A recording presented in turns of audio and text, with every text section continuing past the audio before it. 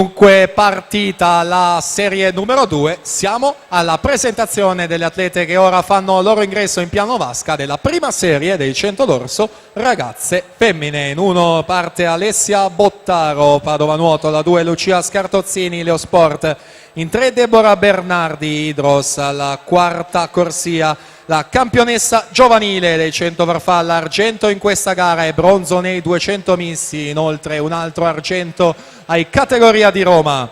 Sofia Sartori, Leo Sport. Corsia 5 Greta Ongaro, President Bologna, in 6 Nicole Santulliana, Leo Sport, in 7 Rachele Bonora, Veneto Banca, Montebelluna, in 8 Vittoria Nicora, Piave Nuoto.